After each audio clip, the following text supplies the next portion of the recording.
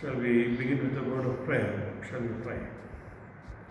Most gracious God, our loving Heavenly Father, we give you thanks for this special day that you have given to us to call upon your name, to acknowledge that you are our God and our Father, that you are the one who called us into existence, that you are the one who chose us from the foundation of the world to be yours.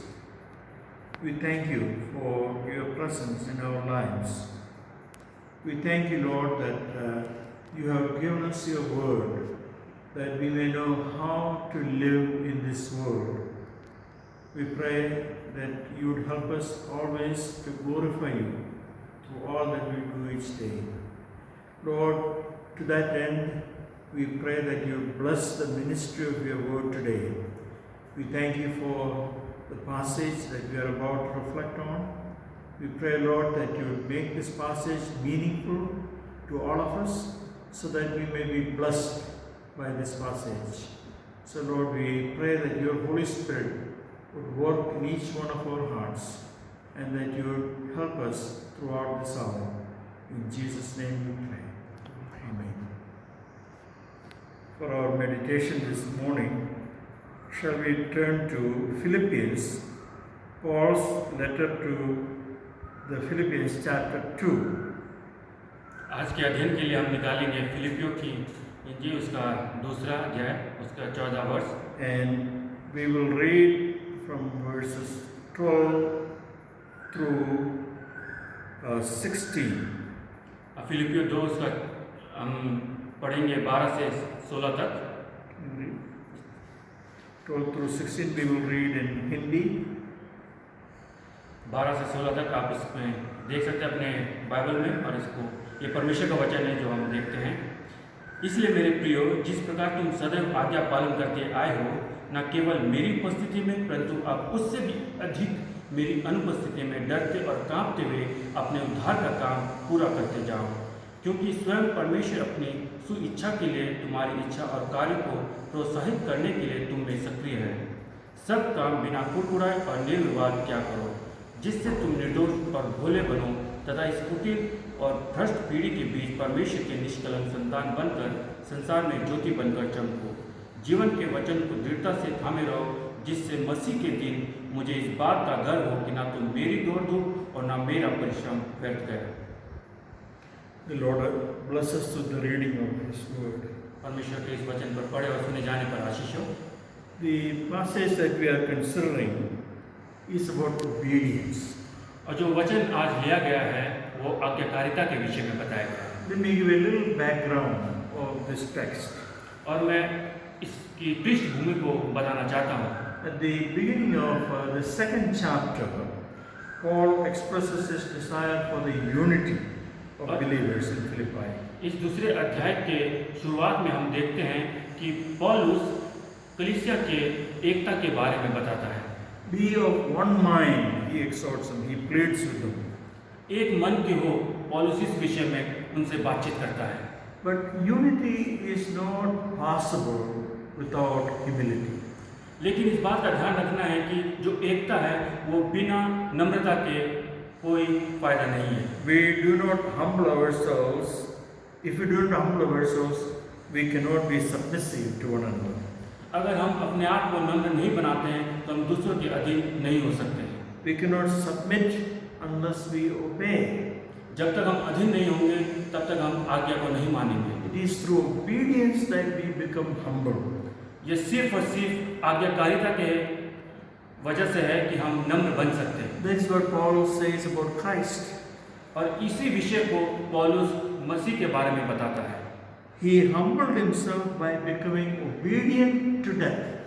और उसने अपने आप को नम्र बना लिया यहाँ तक कि वो मृत्यु को भी सह लिया। Christian life then is a life of obedience.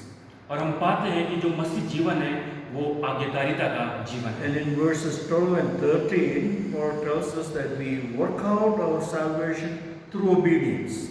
और जो पद 12 और 13 में पौलुस उस विषय में बताता है कि जो हमारा उद्धार है हम उसको पूर्ण करते हैं अपनी आज्ञाकारिता के रूप में। This salvation that we have received by grace has to be opened up, has to be worked out, has to be brought to its fullest expression, and we do that by our obedience. और जो ये उद्धार है जो हम इस विषय में देखते हैं वो आज्ञाकारिता है, वो अनुग्रह के द्वारा, परमेश्वर के अनुग्रह के द्वारा पूर्ण होती है हमारी आज्ञाकारिता के रूप में। And so today we come to verse 14.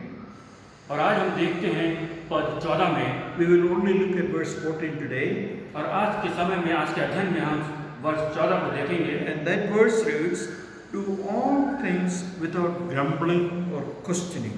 और ये पद हमको इस प्रकार से कहता है, सब काम बिना कुड़कुड़ाए और निर्विवाद क्या करो। So this verse tells us how we are to obey. और ये पद है वो इस प्रकार से हमें बताता है कि हम कैसे आज्ञा मान सकते हैं। So the outline is very simple. और यहाँ पे जो कथन है वो बहुत सरल है। 2 points. और यहाँ पे 2 मुख्य बिंदु बताते हैं। First is that our obedience must be without grumbling. और जो पहली बात है उस बात का ध्यान रखना है, हमारी आज्ञाकारिता है वो बिना कुड़कुड़ाए होनी चाहिए। Secondly, our obedience must be unquestioning. और जो दूसरी यहाँ पे मुख्य बिंदु हम पाते हैं, जो हमारी आज्ञाकारिता है वो बिना प्रश्न के होनी चाहिए। Our obedience must be without grumbling and it must be unquestioning. हमारी आज्ञाकारिता वो बिना कुड़कुड़ाए और बिना प्रश्न की होनी चाहिए। Both of them are very similar. और दोनों बातें हम देखते हैं कि आपस में मिलती जुलती Do हैं। all things without grumbling or questioning, says Paul.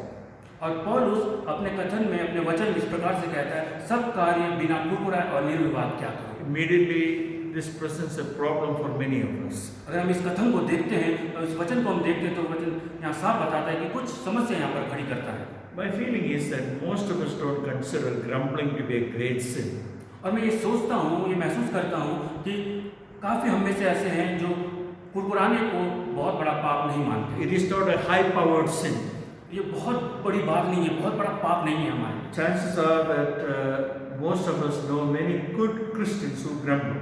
और यहाँ पर कितने मौके हैं, हम कितने लोग जानते हैं कि कितने मसीह हैं जो कुड़कुड़ाते हैं। In fact, chances are that we ourselves, you and I, we also probably grumble. Even हम यहाँ पर देखते हैं कितने मौके आते हैं, मैं और आप भी कितने मौके हमारी ज़िंदगी में आते हैं कि हम कुड़कुड़ाते हैं अपने We जीवन में। grumble about the food. हम अपने जीवन में खाने के लिए कुड़कुड़ाते हैं, We grumble about the weather. हम मौसम के लिए कुड़कुड़ाते हैं, We grumble about our heavy workload. और जब हमारे जीवन में कोई बहुत भार आता है कार्य का, हम उसके लिए कुड़कुड़ाते हैं। And we grumble about anything that we don't enjoy doing. और यहाँ तक कि हम उन बातों के लिए कुड़कुड़ाते हैं जिनको हम अपने जीवन में करना पसंद नहीं We करते। do not look at grumbling as some of those heavyweight sins. हम कुड़कुड़ाने को इस प्रकार से बहुत बड़ा पाप नहीं मानते। We don't put it in the category of stealing or committing adultery or murdering or anything like that. जब हम देखते हैं तो बहुत जो बड़े पाप हैं, हम कुड़कुड़ाने को उन चीज़ों में नहीं देखते हैं, जैसे हत्या करना या चोरी करना या व्यभिचार करना। In fact, we take grumbling to be part of our ordinary life. यहाँ तक कि हम कुड़कुड़ाने को इस प्रकार से लेते हैं कि ये हमारे जीवन का एक हिस्सा है, नॉर्मल जीवन का हिस्सा है। And it is the same with the second part of this verse. यहाँ तक कि हम ये भी पाते हैं जो दूसरा हिस्सा है वो भी इसी बात को हमें बताता है। Obedience without questioning, कुड़कुड़ाना बिना प्रश्न के, is that possible? क्या ये सरल है? And even if it is possible, is it even desirable? अगर ये यहाँ तक संभव है तो क्या हम इसको चाहते भी हैं? Don't we have a responsibility to question what we are told? क्या हमारे पास इसका जिम्मेदारी नहीं है कि हम सवाल उठाएं कि हमको क्या बताया गया है? Or does God expect us to obey blindly? और क्या परमेश्वर हमसे ये चाहता है कि हम अंधेपन से उसको विश्वास करें, उसको पीछा करें? If we think in this manner, we need to understand a few things about obedience. मेरे प्रियो, अगर हम इस प्रकार से हम सोचते हैं तो हमको कुछ बातें हमें यहाँ पर ध्यान रखने वाली बात है। Grumbling is not a light sin, as we often suppose. जो कुड़कुड़ाना है वो एक बहुत सरल या आसान पाप नहीं है। I know it is common, but it is not a light sin. हम जानते हैं कि ये हमारे में आम है, ये पाप आम है, लेकिन ये कोई आसान नहीं है। I think we can make a difference between the frustrations that we face in life and between that and grumbling. हमें अपनी जिंदगी में इन दो बातों को ध्यान में रखना है कि निराशा और कुड़कुड़ाना बहुत अलग चीज़ें हैं। There is a place for expressing our frustrations. और हमारी ज़िंदगी में हमें निराशा व्यक्त करने के लिए कोई जगह है। When there is no water or when there is no electricity, we express our frustration. जब हमारे पास पानी नहीं है या बिजली नहीं है तो हम अपनी निराशा को व्यक्त करते हैं। But that is not necessarily grumbling. तो ये हम इस बात को पाते हैं कि ये जरूरी नहीं है कि ये कुरकुराना है। There is a place for us to cry out to God when we are in a difficult situation. यहाँ तक कि हम ये भी पाते हैं कि हमारे पास जगह है कि जब हमारे जीवन में परिस्थितियाँ खराब होती हैं हम परमेश्वर को पुकार सकते हैं। But that is not grumbling. और ये कुरकुराना नहीं है। You see, grumbling is much more serious than that.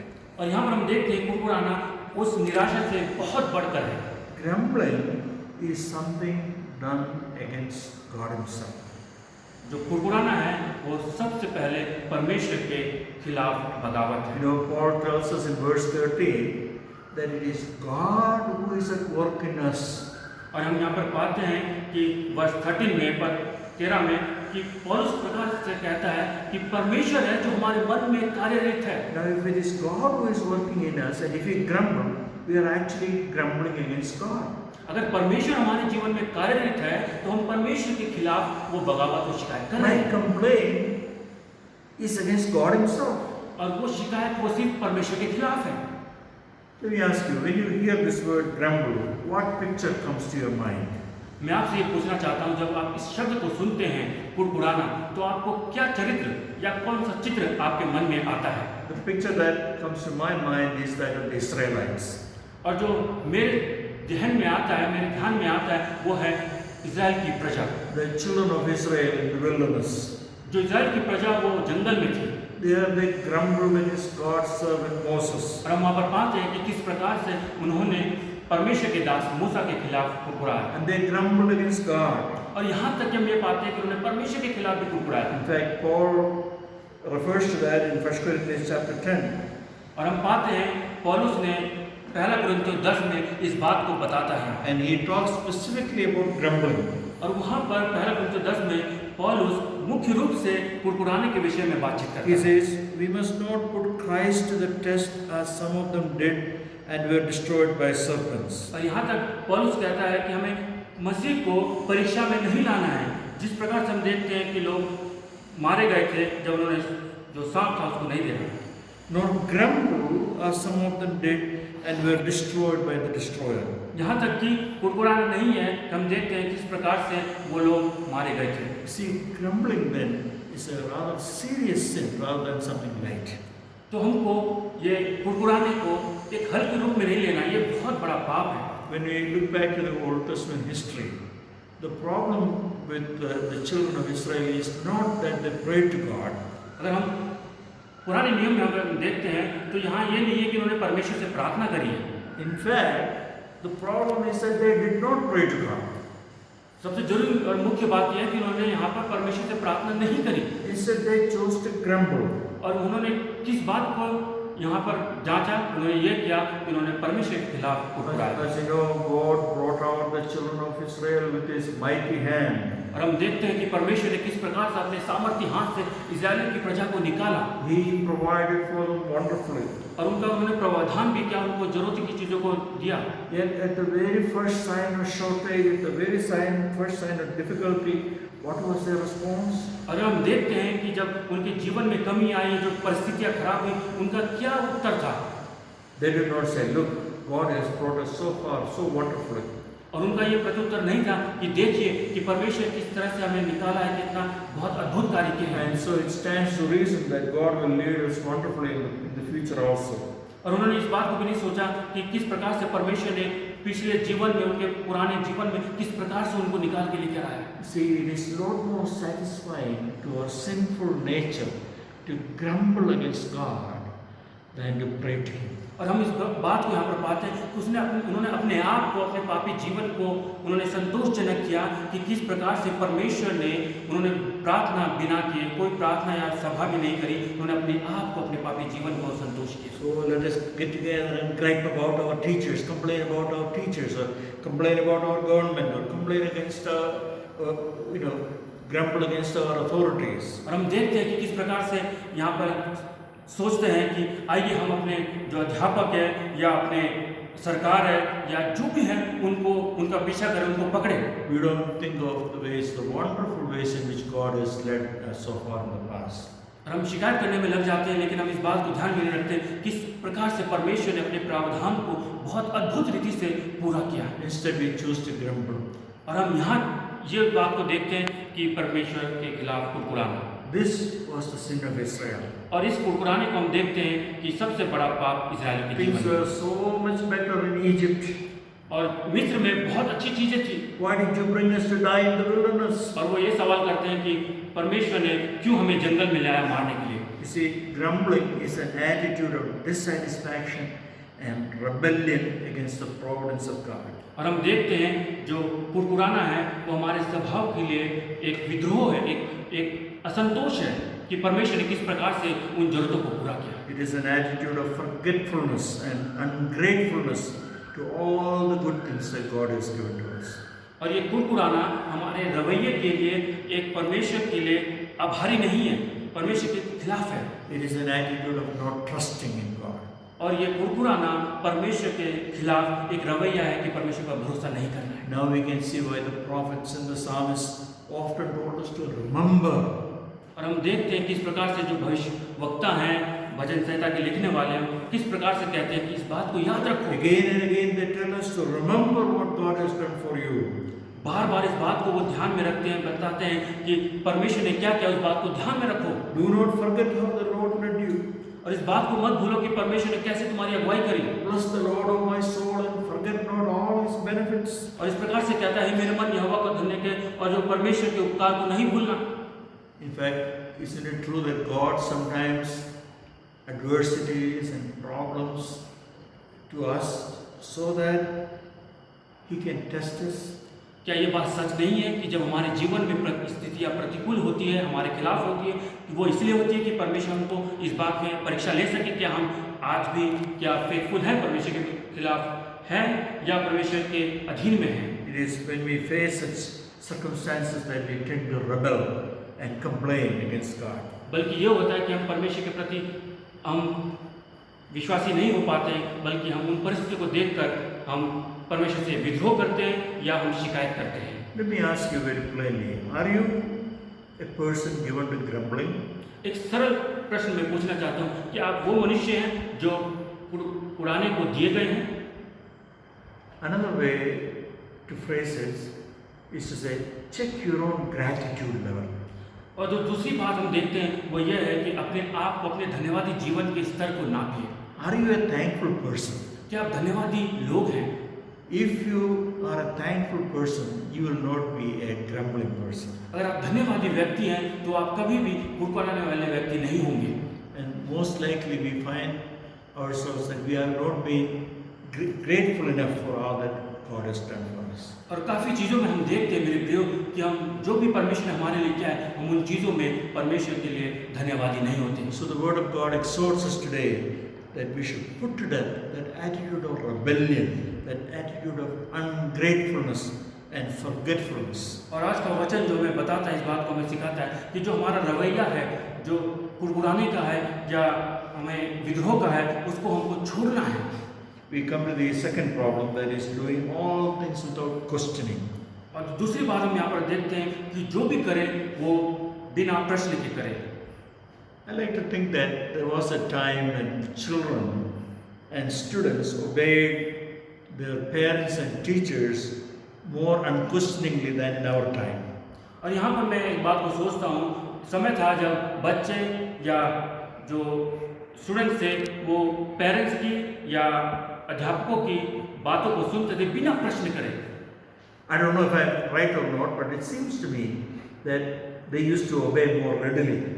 मैं नहीं जानता कि सही है या नहीं, लेकिन ये मैं जानता हूँ इतनी बात कि वो बिल्कुल लगातार अपने मम्मी पापा की या अध्यापकों की आज्ञा को मानते थे बिना प्रश्न करे। But for us modern human beings, the very idea that I should obey without questioning is something very offensive, very distasteful. लेकिन आज के समय में अगर हम देखते हैं तो आज हम ये बातें हैं कि अगर बिना प्रश्न करे आज्ञा मानना एक अपमानजनक है। It infringes on my personal liberty. और ये व्यक्तिगत स्वतंत्रता मेरे लिए उल्लंघन है। Should I obey blindly? क्या मैं उस आज्ञाकारिता को बिना अंधेपन के रूप में मानूं? The very idea that I have to be submissive to someone in things I don't like is not acceptable to me. और जो सबसे बड़ी मुख्य बात हम देखते हैं कि किसी के अधीन होना, वो सबसे बड़ी बात है कि वो स्वीकार नहीं होता है आज के समय में। I think we can say safely that God does not require us to obey Him without understanding. और जो सबसे सरल बात हम देखते हैं, जो जरूरी बात है कि परमेश्वर हमसे ये नहीं चाहता कि बिना सोचे समझे हम उसको समझें। God wants us to understand His orders. परमेश्वर हमसे चाहता है कि हम उसकी आज्ञाओं को माने, उसकी आज्ञा को समझें। He created us with the ability to understand. और परमेश्वर हमको इस रूप में बनाया कि हम उसको समझ सके, उसको सोच सके। But you see, the question is not about blind obedience. The question again is about our attitude. और यहाँ पर प्रश्न ये नहीं है कि आज्ञाकारिता अंधेपन के रूप में माने, बल्कि यह है कि हमारा रवैया क्या है। When it talks here about not questioning, we are talking about disputing, arguing. और जब यहाँ पर जब प्रश्न उठ रहा है तो यहाँ पर यह है कि वाद विवाद के बारे में, विवादपूर्ण के बारे में बात हो रही है। The word that is used here has to do with, it is a negative word that it has to do with disputing or arguing or questioning or challenging. और जो यहाँ पर शब्द इस्तेमाल हुआ है वो नकारात्मक रूप में इस्तेमाल हुआ है और वो इस बात को बताता है वाद विवाद के रूप में, विवादपूर्ण के बारे में, झगड़ालू के बारे में। It does not come out of a desire to understand, but out of an attitude of rebellion. और ये शब्द इस रूप में नहीं आया कि उसको समझा जाए, बल्कि इस रूप में आया कि विद्रोह कर सके। Perhaps you have seen people who always like to argue, no matter what you say. अगर हम यहाँ तक भी देखते हैं कि आपने कितने लोगों को देखा है कि उनको फर्क नहीं पड़ता, लेकिन उनको ये अच्छा लगता है कि वो वाद विवाद करें। If you say white, they have to say black. अगर आपने बोला सफेद तो वो बोलेंगे काला। If I say A, you have to say B. अगर मैंने बोला ए तो वो बोलेंगे B. If I ask you to do something, you say why should I do it? अगर हम कुछ मैं बोलूँगा कुछ करने के लिए, वो बोलेंगे कि मैं क्यों करूँ उस चीज़ Or को। you say I am going to do it the other way. और उनका ये भी रवैया हो सकता है, मैं बोलूँगा मैं दूसरी तरह से करूँगा इस कार्य को। Let's not deceive ourselves. आइए हम अपने आप को धोखा ना दें। We question orders not because we don't understand it, but because we have a rebellious heart and a rebellious mind. हम आज्ञाओं को प्रश्न करते हैं। आइए हम इस बात को ना करें, हम इसलिए करते हैं क्योंकि हमारा जो जीवन है वो विद्रोह का है। We don't want to be under someone's authority. और हम बिल्कुल नहीं चाहते कि हम किसी के अधीन रहें। Now you see why Paul is so strongly emphasizing this. और हम इस बात को इस प्रकार से देखते हैं कि क्यों पौलुस इस बात को महत्व दे रहा है। Do everything without grumbling or questioning. सब कार्य बिना कुरकुराए और विवादपूर्ण करो। This is the attitude that is suitable for God's children. और इस बात को हम देखते हैं कि एक मसीह जीवन के लिए, एक मसीह बच्चे के लिए एक सही बात है। That is what our text has to tell us today. और यहाँ पर हम पूर्ण रूप से देखते हैं कि किस प्रकार से ये वचन यहाँ पर सिखाता है। Let me bring this point home to us, apply to us. और यहाँ पर मैं इस बात को बताना चाहता हूँ। In our daily living, in our relationships, in our duties, are we those who grumble? क्या अपने जीवन में या अपने संबंध में या हमारे कार्यों में क्या हम उन लोगों में से हैं जो कुड़कुड़ाते हैं? In our life in society, are we those who grumble? हमारा जो जीवन सोसाइटी में है, समाज में है, क्या हम उन लोगों में से हैं जो कुड़कुड़ाते हैं? Are we those who are argumentative? क्या हम उन लोगों में से हैं जो वाद विवाद करते हैं? Or are we thankful people? और हम उन लोगों में से जो धन्यवादी हैं? Are we people who are grateful to God for all the good things that He has given to us? क्या हम उन लोगों में से हैं जो परमेश्वर के कार्य के लिए, जो परमेश्वर ने किया उसके लिए धन्यवाद दिए? Now we know that our authorities are not infallible by any means. और जो हम यहाँ पर देखते हैं कि जो हमारा अधिकार है या हमारे अधिकारी हैं वो अचूक नहीं है। They are very much human and very much sinful like us. और हम देखते हैं कि वो हमारी तरह इंसान है और हमारी तरह पापी भी है। Then let us not forget that God has appointed them. लेकिन आइए हम इस बात को ना भूलें कि परमेश्वर ने उनको नियुक्त किया है। And they stand in the place of God. और वो लोग जो अधिकारी हैं वो परमेश्वर के स्थान में खड़े होते Paul हैं। says in Romans 13, और पौलुस रोमियो 13 में कहता है, there is no authority except from God, and those that exist have been instituted by God. और वहाँ पे इस प्रकार से कहता है कि कोई अधिकार नहीं है जो परमेश्वर के द्वारा नहीं दिया गया है, और कोई भी ऐसा नहीं है कि जो परमेश्वर के द्वारा उनको नियुक्त किया गया है। Once again, I am not saying that there is no place to vent your frustrations, to express your frustrations in life. मैं ये नहीं कह रहा हूँ कि आप अपने जो निराशा है उनको बाहर ना निकालें। I am not saying that there is no place for a complaint box at your workplace. मैं ये नहीं कह रहा हूँ कि कोई ऐसा स्थान नहीं है कि जो आपकी शिकायत को आप वहाँ बता सकते हैं। I am not saying that you should not try to understand the rules that you have to obey. मैं ये नहीं कह रहा हूँ कि आपके पास जो नियम है आप उसको ना माने। But the real question is, am I a submissive person? लेकिन जो सबसे मुख्य प्रश्न है वो यह है, क्या मैं एक ऐसा मनुष्य हूँ, ऐसा इंसान हूँ कि मैं अधीन रह सकता हूँ, Or am I a rebellious person? और क्या ये मैं वो हूँ जो विद्रोह वाला इंसान Am I हूँ? a grateful person? क्या मैं वो इंसान हूँ जो आभारी पर्सन है, Or am I a forgetful person? और मैं वो हूँ, क्या मैं वो हूँ जो भूल जाता हूँ? At the very first sight of adversity, do I forget all the wonderful ways in which God has led me so far? क्या जब मेरे जीवन में विपत्ति आती है, क्या मैं उन सब चीज़ों को भूल जाता हूँ जो परमेश्वर ने मेरे जीवन में किए? Or do I trust in God to provide for my needs in the future also? क्या हम परमेश्वर पर भरोसा कर सकते हैं या करते हैं कि हाँ परमेश्वर मेरी जरूरतों को पूरा करेगा? Brothers and sisters, in all these matters, our example is the Lord Jesus Christ. भाइयों और बहनों, इस समय हमारा सबसे बड़ा उदाहरण सिर्फ और सिर्फ यीशु मसीह है। He humbled himself by becoming obedient even to the point of death. और हम देखते हैं मसीह के बारे में कि उन्होंने अपने आप को इतना दीन बना के, इतना नम्र बना दिया आज्ञा मानने के द्वारा, यहाँ तक कि मृत्यु को भी उन्होंने सह लिया। He obeyed his Father without grumbling or questioning. प्रभु यीशु मसीह ने अपने पिता की आज्ञा को माना बिना कुड़कुड़ाए और बिना प्रश्न करे। Like a lamb, he did not open his mouth.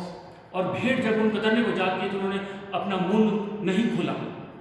That is the example that you and I have in our Lord Jesus Christ. और मसीह के रूप में हम एक बहुत बड़ा उदाहरण देख सकते हैं। May God help us to obey like him without grumbling and questioning. आइए हम देखें कि प्रभु परमेश्वर हमें सिखाए उसकी आज्ञा माना बिना कुड़कुड़ाए और बिना प्रश्न करे। The Lord bless you with these words. परमेश्वर हम सबों को आशीष दे। Shall we pray? Heavenly Father, we thank you for your word which speaks so powerfully to us. We thank you for your Holy Spirit who works in our heart along with your word to convict us of our sinfulness. Lord, we confess that like the children of Israel in the old times, we also often give in to complaining and grumbling and griping. Instead of remembering how you brought us so far, so wonderfully, Heavenly Father, we pray that you take away all grumbling from us, that you help us instead to be grateful people, to be thankful